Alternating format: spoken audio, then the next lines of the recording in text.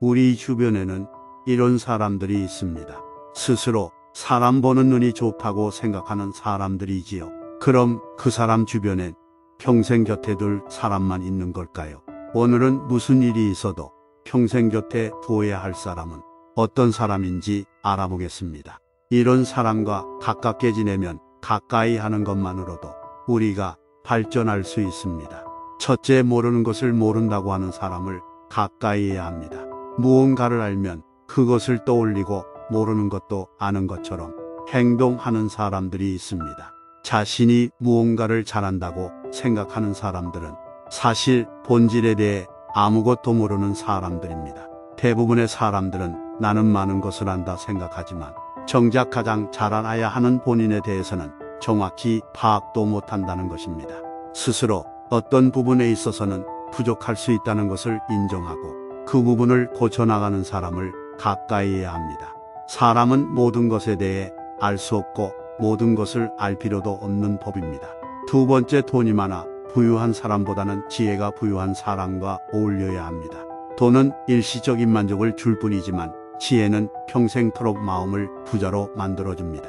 슬기로운 자와 벗으라면 자연이 현명해지고 어리석은 자와 벗으란다면 길을 잃고 헤매게 됩니다. 항아리를 보지 말고 그 안에 든 것을 보아야 합니다. 세 번째, 올바른 교육을 받은 사람입니다. 누가 올바른 교육을 받은 사람일까요? 환경에 지배를 받는 사람이 아니라 환경을 지배하는 사람입니다. 어떤 경우에도 용기 있게 행동하고 탁월하게 생각하는 사람을 의미합니다. 모든 것을 명예롭게 처리하는 사람, 마음에 들지 않는 대상에게도 정당하게 처신하는 사람을 의미합니다. 쾌락을 절제하며 불행에 빠지지 않는 사람을 의미합니다. 성공 때문에 자신의 명예를 팔지 않는 사람을 의미합니다. 네 번째, 만족할 줄 아는 사람을 곁에 두어야 합니다. 대부분 사람은 행복이나 가치를 자기 자신 이외의 것에서 발견하려고 애쓰는 경향이 있습니다.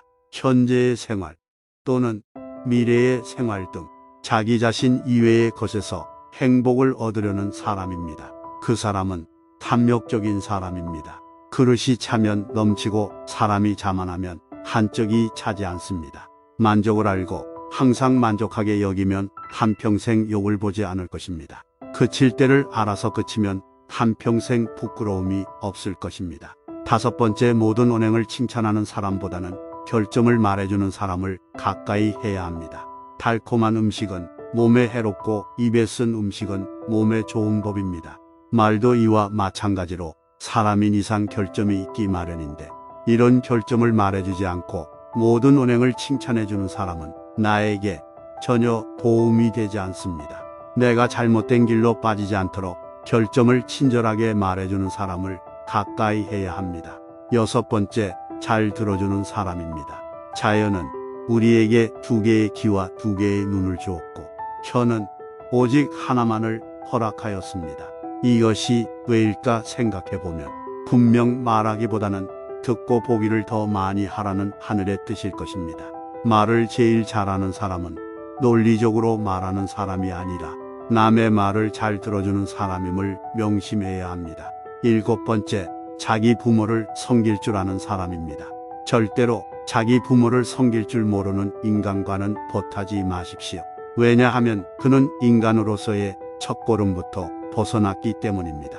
부모를 공경하는 사람은 남을 얕보지 않습니다. 자식이 효도하면 어머니는 즐겁고 집안이 화목하면 모든 일이 이루어진다는 사실을 잊어서는 안 됩니다. 여덟 번째, 남 탓하지 않는 사람과 가까이 해야 합니다. 지혜로운 사람은 모든 일을 자기에게서 구하고 자기 책임으로 돌립니다. 어리석은 사람은 모든 일의 책임을 다른 사람에게 떠넘깁니다. 남의 잘못을 남에게서 찾는 사람은 정말 어리석은 사람입니다. 그런 사람을 잘라내지 못하고 잘못된 사람을 곁에 두었던 자신의 문제점부터 질책하십시오. 만약 그런 사람들이 주위에 꼬여 있다면 절대 남 탓을 하지 말고 무지한 자신의 탓으로 돌려야 합니다. 아홉 번째, 술을 건전히 즐기는 사람과 어울려야 합니다. 술을 마시는 친구는 나쁘지 않습니다. 마치 기름이 불을 키우듯 술은 친밀한 감정과 즐거움을 증폭시킵니다. 하지만 이것은 명심해야 합니다. 신께서 식물의 비를 한꺼번에 퍼붓는 경우 식물은 고개를 들지도 못하고 숨도 쉬지 못합니다.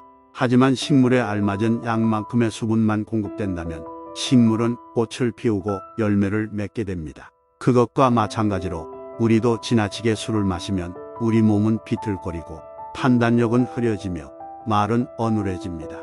하지만 작은 잔에다가 술을 조금씩 따라 마신다면 술에 만취하지도 않을 것이며 술 기운으로 인해 좀 더 유쾌하고 즐거운 상태에 도달할 수 있을 것입니다.